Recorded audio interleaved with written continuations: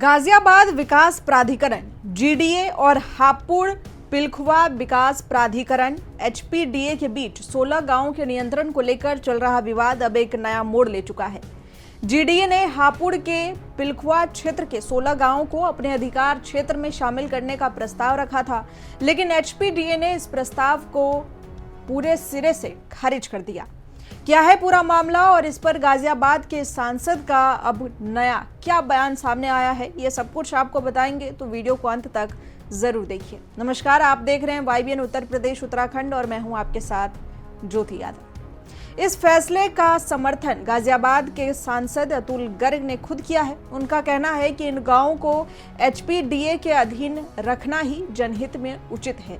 गाजियाबाद के सांसद अतुल गर्ग ने इस मामले में एचपीडीए के फैसले का समर्थन करते हुए कहा कि इन 16 गांवों को एचपीडीए के अधीन रखना ही उचित है। इन गांवों को आर्थिक और सामाजिक रूप से जीडीए में शामिल करने का कोई औचित्य नहीं है।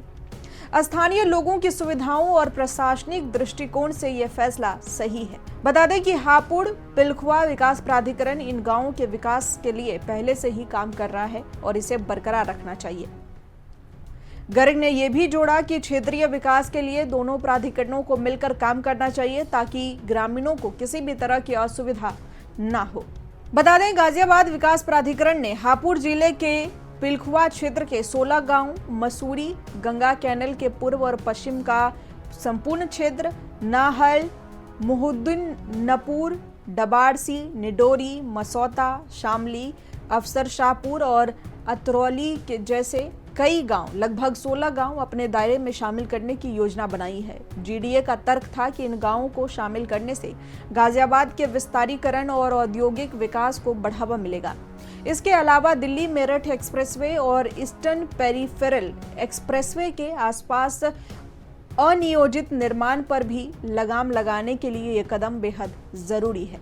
हालांकि एचपीडीए ने इस प्रस्ताव को ठुकराते हुए कहा कि ये गांव उनके अधिकार क्षेत्र में है और स्थानीय लोगों की सुविधा के लिए उन्हें एचपीडीए के अधीन ही रहना चाहिए।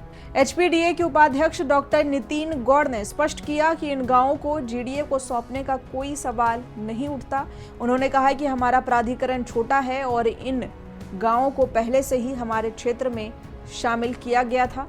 हम इनके विकास के लिए कई परियोजनाएं चला रहे हैं और स्थानीय लोग भी हमारे साथ रहने में सुविधा महसूस कर रहे हैं। धौलाना के विधायक धर्मेश तोमर ने भी जीडीए के प्रस्ताव का कड़ा विरोध किया। उन्होंने तर्क दिया कि इन गांवों के लोग हापुड़ में अपने काम 10 मिनट में निपटा लेते हैं, जबकि जीडीए के कार्यालय तक पहुंचने के लिए उन्हें 1 घंटे का समय लगता है। तोमर ने यह भी कहा कि जनहित में इन गांवों को एचपीडीए के अधीन ही रहना चाहिए। हमने इस संबंध में मंडल आयुक्त को अपनी आपत्ति दर्ज करा दी है।